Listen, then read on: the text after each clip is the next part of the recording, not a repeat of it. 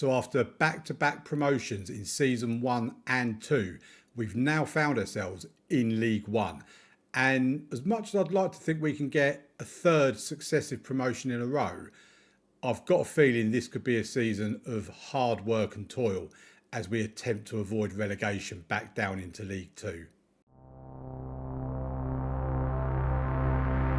Welcome to part 3, episode 3, season 3, however you prefer to call it. And as I said in the intro, we got promoted in season 1 from the Vanarama National League by winning the league. We then won the Sky Bet League 2 last season. This season we're going to be in for a relegation battle, and we'll get into that very shortly. But before I forget, I do want to update you on my coaching qualifications. We started off with a National A licence. Basically, we selected a button where it said apply the qualifications that are relevant to the club at this level. So that's what we've done. And it started us off with a National A licence. Since then, we studied for a Continental C licence and got that. Last season, we were studying for a Continental B, and we've now got that. And we are now studying for a Continental A licence. So hopefully by the end of next season, we will have our Continental Pro. These are what my attributes look like. My best ones are motivating for 20, people management for 16, youngster knowledge for 17. I've got 15 for determination, a 12 for level of discipline. Player knowledge and adaptability is rubbish, but never mind. We're not particularly good at fitness or goalkeeping stuffs, but attacking and defending, we've got 11, then 13s and 12s for tactical, technical, mental, set pieces, and working with youngsters. So we're looking pretty good as a manager at the moment. Now, let's get into this season so far. As you can see, it's the 13th of September. The transfer window closed back on the 31st of August, I think it was, or 1st September rather. I did mistakenly play this game here because I was getting a bit carried away with myself, and I've made sure to stop before we get into this game against Burton Albion pretty much midway through September. But yeah, let's have a look at the competitions, and let's start off with League One because at the end of the day, that's what kind of matters. It is their bread and butter. We're currently 18th. We have played a game less than a lot of other teams, but 2 wins and 3 defeats from our opening 5 games. We've actually had a pretty rough start to the season in terms of the teams we've come up against. We'll get to the schedule shortly. On the plus side, Kiddo Taylor Hart is in the list of the top 3 assists. He sits down 3rd with 3 assists. And yeah, we find ourselves, like I say, in 18th position. We've had a tough run of games, but we have got a bit of a more kind of run of games coming up now with the likes of Burton Albion in there. As you see, Sheffield Wednesday, who were relegated from the Championship last season, they currently find themselves just one place outside the relegation zone on goal difference. Bradford City, that came up with us, are currently sitting in the relegation zone as well, as are Blackpool and Barnsley. Barnsley are actually expected to do really well in this league, but they've had 1 draw, 5 defeats, and we have played them. So presumably they're not as tough of a start as what I thought they were. But we have also, if we have a look at this list, we've played Wigan, I believe. We've played Exeter. We've played Birmingham, Charlton. We've got Sheffield Wednesday coming up. So yeah, teams that are currently not where they should be, but it's not where they're expected to be. But yeah, that's the league anyway. Then we've got the FA Cup that we're not in yet. We qualify for the first round, starts on the 1st of November. The Carabao Cup, we are out of the Carabao Cup. In the first round, we played Exeter and beat them 2-1. And then in the second round, we got drawn against West Ham. And we were away from home as well. And West Ham absolutely thumped us 5-1. West Ham are a Championship team, by the way, not a Premier League team. They obviously got relegated previously. And yeah, a 5-1 win.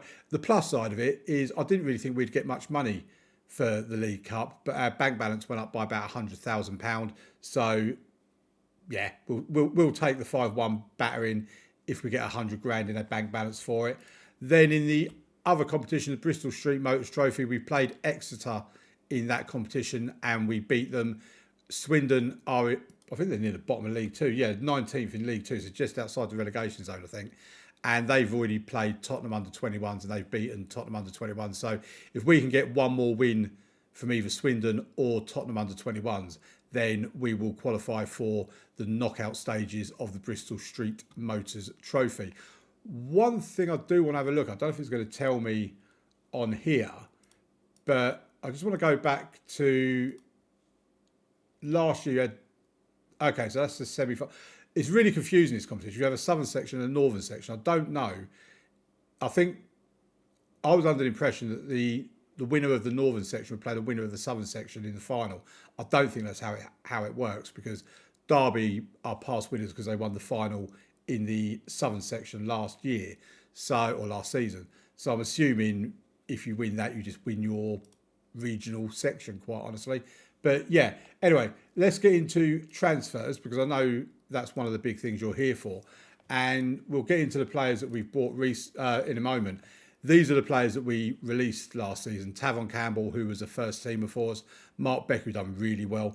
Alex Whitmore, who was very decent. Jack Stevens, we didn't really play him. Matt Warburton was a backup player and done reasonably well when we used him. Morgan Owen, no idea who he is. Max Brogan was a young player, bit of potential, but was never really going to make it for us. And Taylor Reid's just never featured. So we released those last season. And James Clark, a player that I really would have preferred to have kept around. If we have a look at him, he's actually a very decent player. He was one of our star players last season. 42 appearances, 1 goal, 7 assists, 3 player of the match awards at 7.07. I would have liked to have kept him, but as you know, I had real finance issues last season, financial fair play. I was breaching that for most of the season, and I wasn't able to offer new contracts. So he ended up joining St Pat's Athletic, and he's having a pretty good time of things. In the meantime, we brought in 5 players. 4 of them are for the first team. Will Hondermark is more of a backup option in midfield, but Francisco Bonfiglio from the Villarreal B team, I'm kind of hedging a lot of my bets on this guy. He is their main man up front. He's an out-and-out striker. 3-star current ability with 4.5-star potential. He's got some pretty decent attributes for the role that we're going to be using him in. He could do with improving his passing and his composure a little bit. But other than that, at this level, he is very, very good. And so far, he's got 5 goals from 5 appearances at 7.24. He's started life pretty decently for us, I have to say. And yeah, if we're going to have a successful season, and by successful I mean avoiding relegation, then he's going to score a lot of goals for us, I would imagine. Kean Spence is the other one that I've kind of put a lot of faith into. He's a 24-year-old, 4-star current ability, 4.5-star potential, can play in the midfield role as a Mazzala, can also do advanced playmaker, but he prefers Mazzala. He could also do a job for us as an anchor in the midfield if we get desperate, but I'm looking at him playing the Mazzala role, maybe occasionally the advanced playmaker.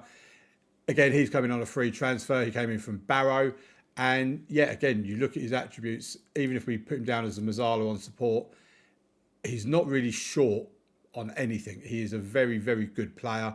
He's already got an assist for us in the league, 2 goals in the Carabao Cup as well. And yeah, like I say, we're going to be relying on him quite heavily. Him and Bonfiglio are going to be big, big names for us this season if they're successful. James Brown, not that one, also came in, 27 years old, 3-star current ability, 3.5-star potential. He's our first choice right back, can play left back at a push if we need him. He previously played at Harrogate last season. He was Rafe Rovers, St Johnstone before that. He's English but plays for Malta. He was on 18 caps. He's obviously just made another international appearance for them. So yeah, our 27-year-old Maltese international, and he's been okay so far this season. Not been anything special, but he's been okay. And then Oisin McEntee, 24-year-old Irish lad, 3-star current, 3.5-star potential. Was at Walsall for 3 years previously. He's also played for Greenock Morton. He was at Newcastle for 5 years. I'm not going to go as far as say he played for them, but he was at them. And yeah, he's come in as a centre-back, 6'4" centre-back with 13 jumping reach, 12 heading. I'm expecting goals from him this season at corners. He has got a goal this season. It's not been from a corner, but he has got a goal. But hopefully we will see him getting some valuable goals from corners, maybe even indirect free kicks. Then Will Hondermark from Northampton on a free transfer, 24-year-old Irishman that can also play for Congo. And he has 3-star current ability, 4-star potential. can play in the anchor role in midfield to a degree. I think about 2 stars in it, 2.5 stars. He is a backup anchor really for Cameron Antwi. And then in the midfield, he can play a role of things. He can do the Mazzala. He kind of can do the advanced playmaker as well. So he's a very useful, versatile player for us.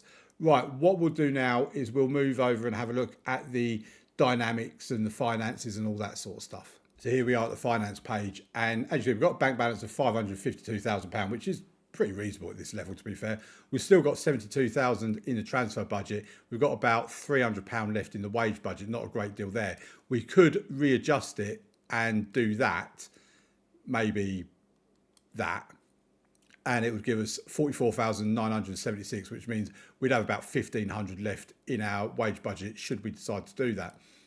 To be fair, at this level, when we look at our squad and we filter it by player wages, we're looking at paying like £3,000 for a top level player a week, 3,000 to 3,500. Decent players, you're on about 2,000 to 2,500. So that money's not really going to do a great deal for us at the moment. So yeah, no point using that yet. We'll keep it there. We might need it in January if we get a bit of an injury crisis. We could also look at bringing in loans if we need to. As you will know if you watch my previous videos, I'm not really a fan of loan signings. I know that a lot of people rave about loan signings, and look, if you want to use them, use them. I don't have anything against them. We have had loan signings previously in this save, but what I want to do is I want to try and use my youth team to bring through the players that I need in them positions. So I'd rather do that than loans. That's the method to my madness anyway. In terms of dynamics, the team cohesion is good, the club atmosphere is good, and the managerial support is excellent. Gus Mafuta is an absolute plonker. He wants to leave because he wants to get better playing time. I'm okay with that. That's not what makes him a plonker. He came to me and asked me about it, so I said I'd sell him as soon as I can. I offered him out. This was like 2 days before the transfer window closed. I offered him out. No one came in for him. I went back to him and said to him, look, we've tried offering you out. No one wants you. You might want to try and find a club yourself. He couldn't find anyone that wants him, and now he's got the up with me and refusing to talk to me because I didn't sell him. I don't know what I meant to do. When you have a discussion with someone, when they bring that to you, there needs to be the option to be able to say to them, you're rubbish and nobody wants you. That's why you've not gone anywhere and why you're still here. But yeah, Gus Mafu's got the up with me. He'll come round to my way of thinking eventually. I think he's leaving at the end of the season anyway. Yeah, he's in the last year of his contract, so he does leave at the end of this season. And he won't be asked to stay on and he won't be wanted to stay on. Right, let's have a look at the schedule. And as you can see from pre-season, results-wise, it weren't great. We did lose against Plymouth and we lost against Grimsby. We beat Chasetown and Gloucester, who you'd expect us to beat, and draws against Shrewsbury, who are League 2, and Walsall, who are League 2, and Hull, who are in the Championship, bottom of the Championship, or nearly bottom.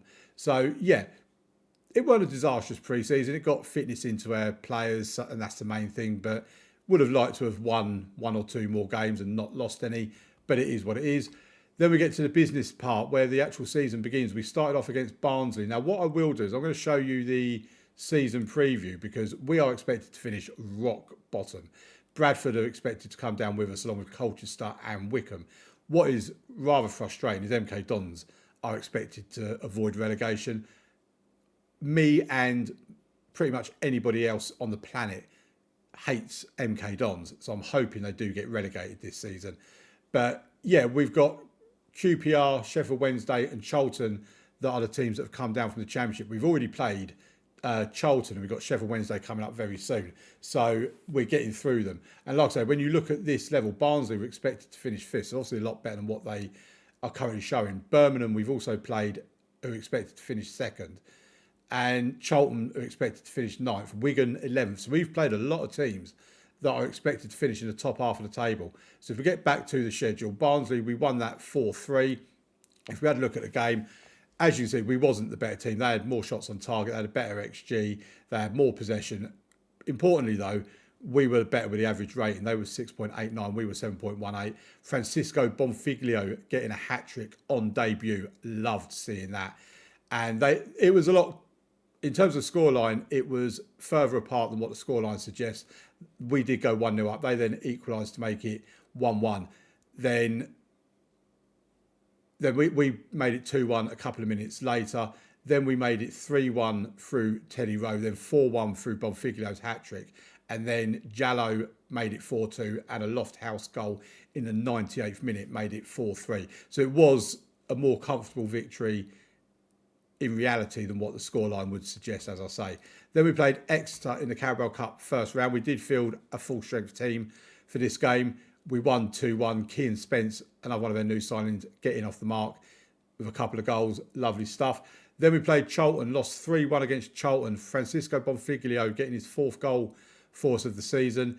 Yeah, we lost. I mean, looking at all of this, even the average ratings of the players, I mean, they had the better average rating, which tends to mean they played the better.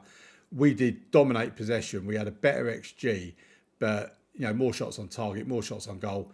Charlton had 4 shots on target, scored 3 goals. It was just one of those days.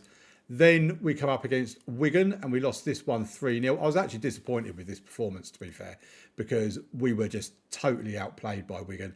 And as you see, we didn't even register a shot on target in the game.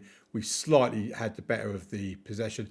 What is quite strange is the fact that without even having a shot on target, we did have more XG than Wigan. Then you get down to the average ratings of players. I mean, our average rate was 6.37. Cameron Plain was poor with a 6.1. Cade Craig with a 6.1. Kean Riley with a 6.1. Yeah, we were just really, really poor in that game. Then we played Birmingham at home, a 2-0 win in this game. I was very surprised by this because I went into this game thinking we were going to get beaten handsomely. Charles Hagan and Oisin McEntee with 2 late goals. His was definitely late in the 96th minute. As you see, slightly more shots on target, much better XG, dominated possession, 72% possession, and the average rating 7.25 to 6.44. Yeah, we were so much better in this game than what we was against Wigan. Then we come up against West Ham. I mean, I'll show you the stats, but we got battered 5-1, and we really did get battered. It just seems a bit unfair that West Ham are in the Championship and we're playing them in the second round. But like I say, we got about 100 grand out of that in total, so we'll settle for it. Then we played Exeter in League One. We'd already played them in the Carabao Cup and beat them 2-1. They beat us 2-1 this time. It was a reversal of the fixtures. We were at home here, away there. We've then played them again in the Bristol Street Motors Trophy. Now, this is what confused me, because this game here, we had our full strength side out. Then in this game, we had full rotation for this game, and I mean full rotation as well. And we beat them 3-1. Kean Riley getting a couple of goals, Teddy Rowe getting a goal as well. It was a very strange game because we went 1-0 up in the 52nd minute. McAtee made it 1-1 on the 65th minute. And then Teddy Rowe with a goal in the 92nd minute and Kean Riley with a third in the 95th. If I was their manager, this would have really annoyed me. Adam Mayer booked in the 45th plus 1 minute and then booked again in the 45th plus 3 minutes, getting themselves sent off. Even with 10 men, they did get themselves back into the game momentarily, though, until we got 2 cruel late goals. But there you have it. That is where we are at the season so far. Like I say, we are 18th in the Sky Bet League One. We're on 6 points. Looking at last season, it took 50 points to avoid relegation last season. So we've got a long, long way to go. But when you look at the schedule, Burton, Sheffield Wednesday, who are currently rock bottom, Wrexham, who came up with us, Reading will be a tough team and they're 3rd at the moment in the league as well. Carlisle, who are 12th. Then we've got Tottenham under 21s, but it's not the league. Blackpool, Fleetwood, Peterborough, QPR, Bradford City. QPR and Peterborough, I imagine, are going to be very tough games, but we do have some much friendlier games coming up. So let's move over to part 2 and see if we're still on course to avoid relegation, or has this been a season of real hard work? I think we're going to avoid relegation. We're in the playoffs. We're currently in 5th place on 55 points. And the team in 7th, the team just outside the playoffs, though, the Bristol Rovers, they're on 51. So we're 4 points clear of them with 13 games left of the season to go. It is the 7th of February. The January transfer window has just slammed shut. We've not done any business, but we'll talk about finance and transfers and that kind of thing in a moment. In terms of our other competitions, there's been no big runs in those. The English FA Cup, we were knocked out in the first round by Wigan Athletic. The Carabao Cup, we were knocked out in the second round by West Ham United, as you know. And Bristol Street Motors Trophy were knocked out in the Southern Section third round by Reading. So the cup competitions have done absolutely nothing for us this season. But on the plus side, it has meant that we've been able to concentrate on the league. And if we have a look at the Sky Bet League One table, as you see, QPR were the favourites at the beginning of the season, and that they are kind of running away with it a little bit. They're 6 points clear of second place Reading, and Reading are 12 points ahead of Portsmouth.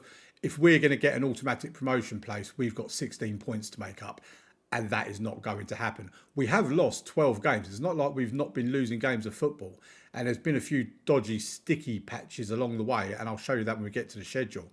But in terms of the games that we've lost, you have to go down to 9th place Peterborough, I think it is. Yeah, 9th place Peterborough. They're the only team in the top 10 that have actually lost more games than us. Where we've done pretty well for ourselves is we've only drawn 4 games as well against Burton, Stockport, Bradford City and Carlisle. But if we have a look at the schedule and we go back to the September time, I think we played the game against Exeter when you joined us, or when I joined you rather. Then we played Burton in the next game. We won that one 2-1 with goals from Teddy Rowe and Francisco Bonfiglio. Then Sheffield Wednesday were next up. We beat them 4-1. They are struggling this season. Francisco Bonfiglio with 2, Joe Sabara with a penalty, and Kiddo Taylor-Hart getting the goals. Then Wrexham, who were promoted with us, we lost to them 4-2. Disappointing performance. Joe Newton and Francisco Bonfiglio with the goals in that game. Then we came up against Reading, who, as we've seen, are second in the league, and we won that 4-3 in an absolute humdinger of a match, it has to be said. Kiddo Taylor-Hart, Teddy Rowe with a brace, and Oisin McEntee from a corner getting that goal. Then we played Carlisle and drew 2-2. A little Desmond for you there. Then Tottenham under-21s, we won 2-1. Blackpool, that was in obviously the Bristol Street Motors Trophy. Then we're back in the league with Blackpool, who we beat 3-1. Fleetwood, we beat 2-0. Peterborough, in another humdinger of a match, we won 3-2. Then we kind of came across a bit of a dodgy spell, as you can see from these games here, because we lost 2-1 to QPR away from home. I weren't too disappointed by that, I have to admit. Then Bradford City, who are like rock bottom of the league, we drew 0-0, looked completely and utterly limp in that game. Then we had Wigan in the FA Cup first round. We lost that 3-2. Really disappointed to lose against Wigan, but it is what it is. No quarter-final run or big tie away from home or anything like that. Then we played Portsmouth and won 4-2, followed by Colchester and won 1-0. Then we played Swindon in the Bristol Streets and Motors Trophy Southern Section Group A game, and the game finished 0-0, but we lost it on penalty shootouts because you can't have a draw in that competition. You have to have a penalty shootout.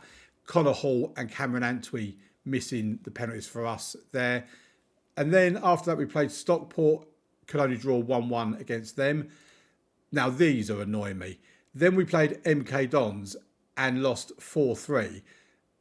That was followed up by Colchester, who we won 3-0. We're going to go back to the MK Dons in a moment, don't worry. Colchester, we then beat 3-0. Then we played Stevenage and lost 1-0. And then a 2-1 win against Plymouth in the Sky Bet League One. The Colchester game, by the way, was in the Bristol Street Motors Trophy. Then we played the MK Dons again and lost again 3-2. Then we played Reading and lost 1-0. Again, Reading, we beat them up there, but they just are a very good team. Then we played Wickham and won 2-0, followed by a 4-1 win against Carlisle. Then away from home against Fleetwood, we won 1-0. Then we played Blackpool at home, and probably a best performance of the season. And we won 5-1 in that game. They also had a player sent off. Then came the next game against Reading, which we lost 2-1, this time in the Bristol Street Motors Trophy third round, Southern Section, whatever you want to call it. And just look at this run recently. Peterborough, we then lost 1-0. Bristol Rovers, we won 3-0 with goals from Connor Hall, Teddy Rowe and Joel Shambrook, because we've had Francisco Bonfiglio has got injured around this time. He is back now. He's only missed in a few games, but I was concerned it was going to affect us. Then we played QPR again. This time got our backsides handed to us, basically, and lost 3-0. Then we beat Exeter 2-0. Then we lost to Sheffield Wednesday 4-1. And Sheffield Wednesday, like I said earlier, they are not good. Then we played Burton, who we beat previously in the season, and only got a 1-1 draw against them. We have Wrexham coming up next. So when you look at this, in terms of if we filter this down to league only, League One, there you go, that's the one we wanted.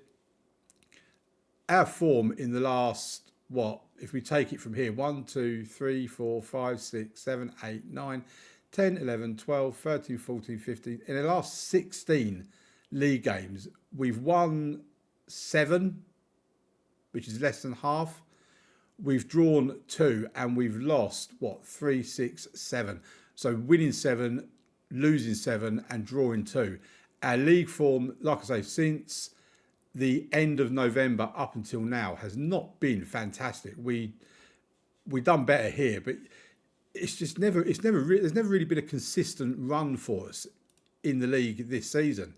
And that's why I'm also quite surprised at the fact that we find ourselves in 5th place in League One. Now, Francisco Bonfiglio, as you may remember me saying earlier on in the video, when we signed him, we kind of put all of our eggs into the Bonfiglio basket, and we needed him to be a big time player for us this season. He was leading their line as our main striker. He's a second top goal scorer in the division with 19 goals. If we actually have a look at his stats for the season, in the league, 27 appearances, 19 goals at 6.99 rating. It's a shame his rating's not a bit better, but yeah, he has been our main goal scorer without a shadow of a doubt. If we have a look back at the tactics screen, we have got a couple of players that are on their way back from injury, but if we have a look at some of the other players that we bought, Kean Spence being one of them, he's come into the side, 29 appearances, 1 goal, 3 assists at 6.75. He's not been as great as what I thought he'd be, but he's doing a reasonable job. He's doing a decent job. He has got 5 goals and 4 assists in all competitions. Then we've got Will Hondermark, who, because of his Congolese thing here, we lost him for like 3-4 weeks of the season. He's only recently come back, as a matter of fact. He went away with Congo on international duty. He didn't even make an appearance. I wouldn't mind him going away if he's actually made an appearance, but he's not even made an appearance. We lost him for absolutely nothing. And it was at a crucial time as well, because we were getting injuries to our midfielders. And what we'll do is we'll go to this screen here. So Bonfiglio, Spencer, seen Honda. James Brown. Now this guy, he's awesome, don't get me wrong. He's a very good player for us. We look at his league, 24 appearances, 1 goal, 3 assists at 6.90. He's done a decent job for us, but he's never fit. I play him in a game and then I get my head physio telling me that he needs to be rested because he's not fit enough, and yet he's got 14 for natural fitness. So I don't expect him to be this unfit, but basically he gets tired just sitting on the bench. It's such hard work with him. Then Oisin McAtee has been very good for us in the centre of defence. 29 appearances, 3 goals, 6.94. He is absolutely our go-to man in the central defensive areas, I should say. So, yeah, that's how they've been getting on. If we have a look at the finances, we are 20 million. We've just about gone into the red. We are overspent on our wage budget by about £1,000. Yeah, 1,000 or £1,500. The main reason for that, we was obviously underspent, and I've put all my transfer budget in here to try and make it look a bit better. But we offered new contracts to a few players that we wanted to keep around for next season, and we're now overspent on our wage budget. I'm not worried about that. I think that'll be fine, and we are massively overperforming the board expectations. In terms of dynamics, the team cohesion is very good. The club atmosphere is good. Managerial support is excellent. We have got Joe Newton came to me with 9 other players. I mean, we'll read for the names: Joe Sabara, Cade Craig, Charles Hagan, Teddy Rowe, Cameron Plain, Cameron Antwi, Kiddo Taylor Hart, Francisco Bonfiglio and Kean Spence. They all came to me because they were unhappy with squad depth at right back. And the fact is I can't sign anybody. So I said that, we look at bringing some youngsters through. We're not going to. We haven't got any decent youngsters that play at right back. But, yeah, hopefully that doesn't become an issue. And I'm just a bit worried that with our recent drop in league form, that might be a bit of the reason why. But this is all still very good.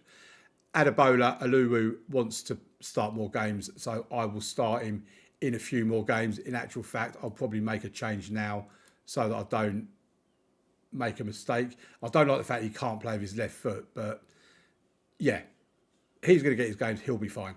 Now, what I want to do is I want to go back to this with MK Dons because they are like, what am I doing? I didn't want to do that. They are literally the most hated team in English football. I can't stand them. We've played them 4 times in the last 2 seasons because obviously when we was in the National League, we didn't come across them then.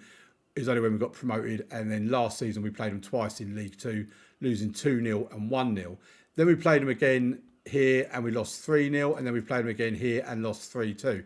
Now, the problem I have with this is the fact that up until them 2 goals there, we hadn't even scored a goal against them. We played them 4 times, we've lost 4 times, we've scored 2 and conceded 9.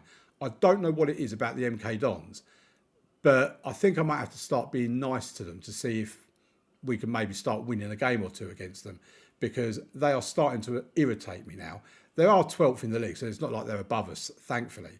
But what I did also realise is if we have a look at League 2 last season, just click on here, go back, MK Dons made it into the automatic promotion places by 1 point. So basically them beating us last season is what got them automatic promotion, and I'm not a fan of that at all. Hopefully they don't get into the playoffs. They're about 8 points outside it, so they shouldn't do. But this is how we stand at the moment with 13 games to go. No cup games left for us to worry about. We only concentrate on the league. Can we get a playoff place, or are we going to end up dropping down and finishing around the mid-table area, which would still be a successful season? But what do you think? Playoffs? So we got to the playoffs. We finished 6th in the Sky Bet League 1. Unfortunately, we got beaten quite heavily by Birmingham in the playoff semi-final. So we didn't get through to the playoff final. We did get to the semi-final. We're going to the results in that very shortly. But Francisco Bonfiglio was the 3rd top goal scorer in the league. Only 1 goal behind Sam Smith and Ross Stewart, who both won the Golden Boot, I suppose. Charles Hagan was 2nd for assists in the league, and Cameron Antwi was 2nd for free kick goals. So that's all rather nice. He was, well, we're going to say he's top because he is top out of these names. If we actually have a look at set pieces, I said previously that I've started to take a look at set piece goals conceded as well as just what we score. And we are pretty poor at set pieces, I have to say. So if we have a look down here for goals from corners, if I can actually find it. Here we go, goals from corners. We were joint 11th on goals from corners with 9 goals. Portsmouth were top with double the amount of what we got. Shots from goals from indirect free kicks, we were pretty decent at that. We were only 1 behind Charlton and QPR in joint 3rd place with 3 goals from direct free kicks. And I'm assuming Cameron Antwi got 2 of those. Then in goals from indirect free kicks, we were joint 5th with 4. So free kicks wise, we weren't too bad. But corners, in terms of scoring goals from corners, we need to improve on that.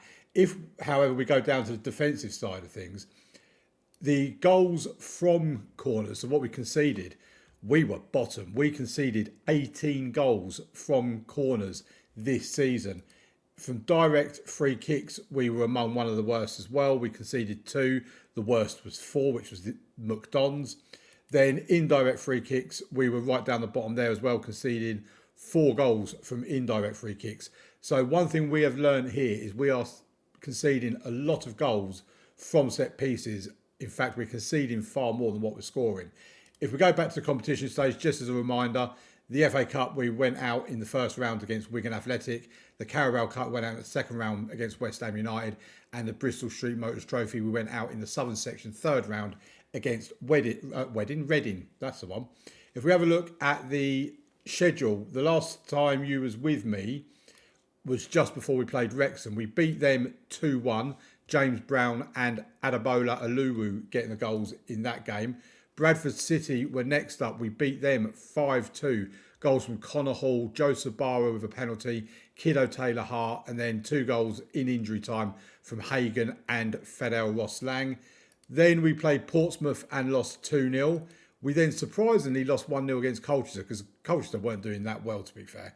We then beat Wickham, just about beat them 1-0. Got a goal from Charles Hagan in the 9th minute, and that was all there was. Then we lost to Charlton 1-0. A draw then against Barnsley 2-2. Bonfiglio and Fadel Ross-Lang getting the goals in that game. Then a taste of things to come against Birmingham as we lost 2-0.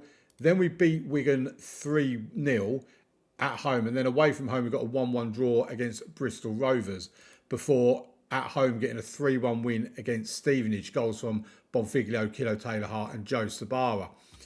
Then we played Stockport away and got beaten 2-0 before our final game of the season, a 5-0 win against Plymouth with 2 goals from Bonfiglio, Kiddo Taylor-Hart, Teddy Rowe and Kean Riley in the 97th minute, and Cameron Plain picking up a bit of a knock there, which took us into the Sky Bet League One playoffs.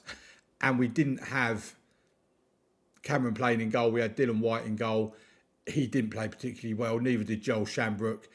Bonfiglio was terrible. A 3-0 defeat at home against Portsmouth.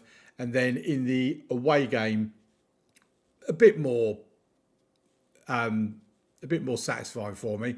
We still lost. We lost 3-2. They had a player sent off in the 39th minute when we were already 1-0 down. We did then score 2 goals in 3 minutes to put ourselves 2-1 up. And there was a brief moment of hope for us there. But then the 78th minute and the 93rd minute, Portsmouth scored again and again to make it 3-2. They are through and we are in Sky Bet League One for another season. But as long as we can improve this team, I think we can at least get a playoff place next season. I won't be too disheartened if we finish around mid-table because maybe we did outperform ourselves. I mean, we did lose 17 games, which is a lot of games to lose. But I'm hopeful, like I say, next season I want to get some players in that we can utilise at set pieces, corners, indirect free kicks that can defend the corners as well. And just see if we can try and get another playoff place again next season. I think this division is going to be very hard to win because Portsmouth or Birmingham, one of them two, will be going up with Reading and QPR. But we'll have 3 teams from the Championship come down, which if we go up and have a look at the Championship, Lincoln, Preston and Cardiff will be coming down. So, yeah, it's going to be a tough ask, but we'll see what we can do. Right, we'll have a quick look at the finances. We're £439,000 in the red there. We have £54,000 transfer budget. We have £50,000 wage budget. Our committed spending with players we're releasing and all that is 42.627 thousand. Now, if we go to the transfers, I have already got some players coming in.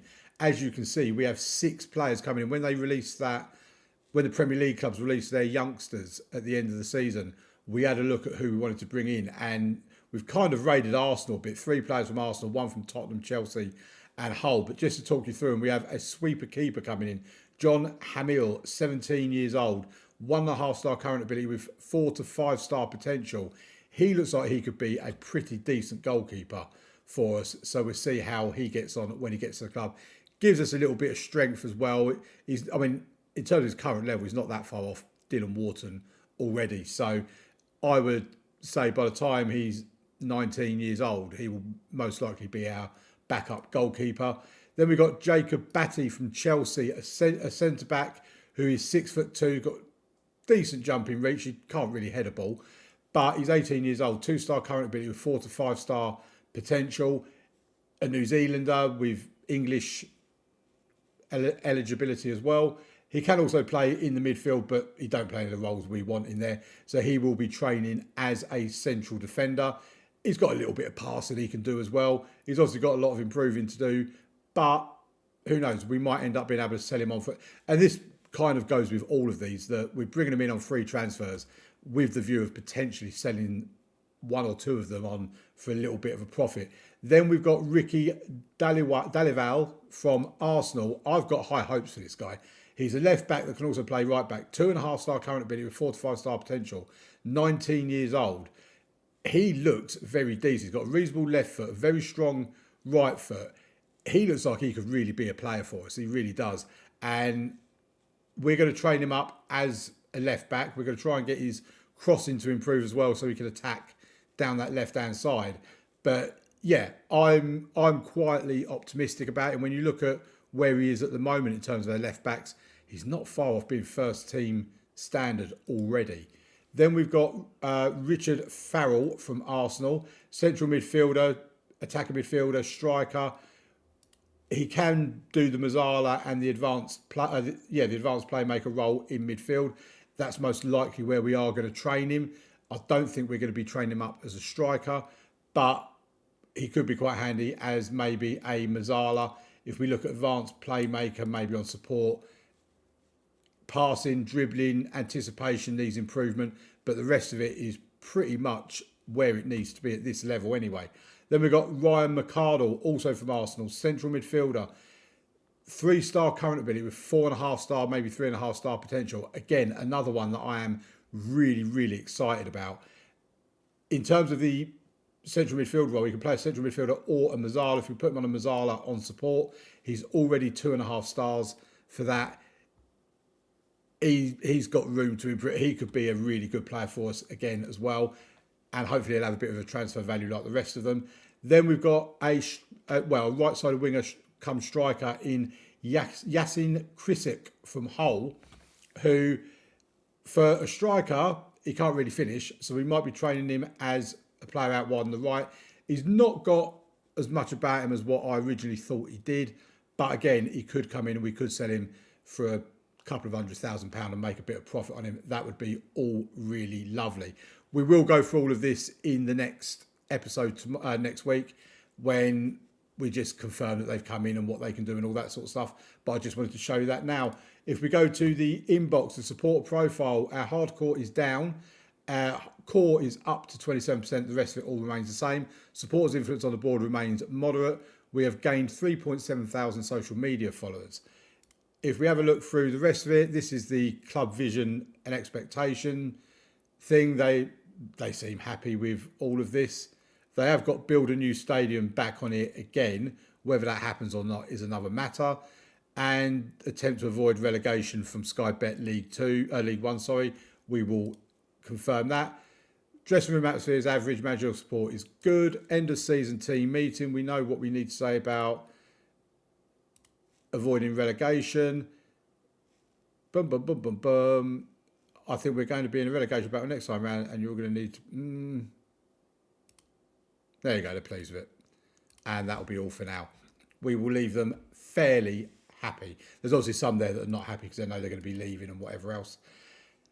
Injury report, end of season squad break. Plane is now back into full fitness. That's all wonderful stuff. Right, I think what we'll do now is we'll move over to the end of season review and have a look at that.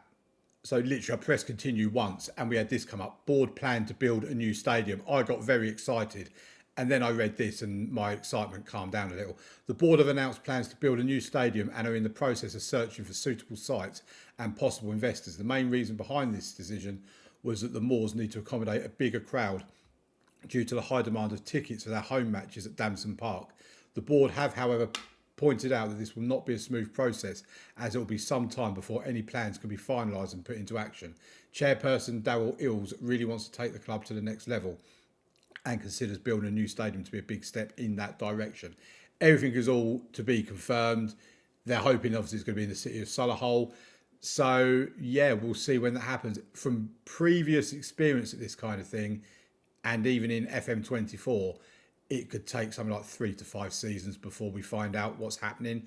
And then there's the building of the stadium as well. So while I think we will still be here, probably even in 10 years' time, don't expect to get an update on this within the next season or two. Here we are then for the end of season review. No lovely little trophy on there this time round, but let's get into it and have a look at it. So the new arrivals, sign of the season has been Francisco Bonfiglio. He's been given a C+. I mean, they're not overly excited by any of my new signings, are they? But yeah, I'd say he probably has been the best signing. Them 26 goals have been massive for us. 26 goals and 1 assist from 48 appearances. We've also had Oisin McEntee, who's actually been a very decent centre-back for us. 50 appearances, 3 goals, 1 assist, 6.97. James Brown, a 28-year-old fullback from Harrogate, 35 appearances, 2 goals, 3 assists as the fullback. Then Kean Spence in the midfield. I mean, I've given him an A+. 39 appearances, 5 goals, 4 assists at 6.87. He is very injury prone, this guy. I think he's picked up something like 6 injuries since January. It is ridiculous. Will Hondermark from Northampton, 37 appearances, 1 start, 1 assist at 6.85. Only 13 of those have been starts, however. But yeah, he's been decent. He's got, like I say, he's got an A+. The others, not as interested. These are the players out. James Clark is the only one that I regret going because I really would have liked to have kept him. He only made 11 appearances for St Pat's Athletic. He did do a 7.43, so well done to him. And the others have gone on and enjoyed themselves by the looks of it. So there you have it. Right, in terms of season to remember, Sky Bet League 2, they wanted us to attempt to avoid relegation from Sky Bet League 1, sorry, not 2. And we got into the playoffs. We finished 6th. We had a really, really great season. Average home attendance 99% full. You can see why they want to build a new stadium. And Bonfiglio, their top goal scorer, A+ was the rating. They've given us a C. They're pleased that the team attempted to be competitive. We weren't competitive, but we attempted to be, so they were happy with that. In the Carabao Cup, a C+. The team reached the second round of the Carabao Cup. We beat Exeter and then lost to West Ham. I don't think you can argue going out to West Ham United, although they are a championship team.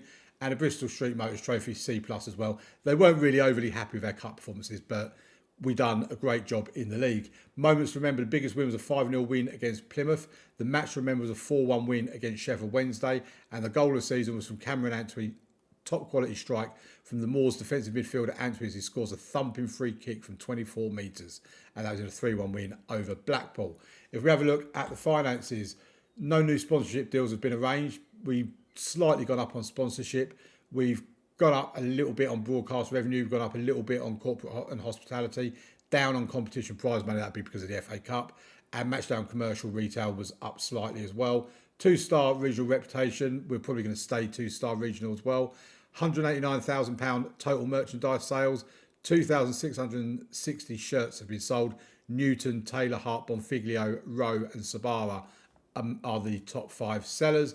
This is our preferred 11. Only one player got a green rating, and that was Teddy Rowe.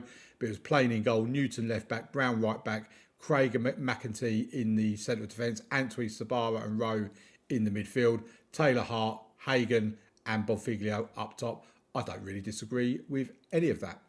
Then I've got no awards. Bonfiglio has got the most league goals by a player in a season with 25.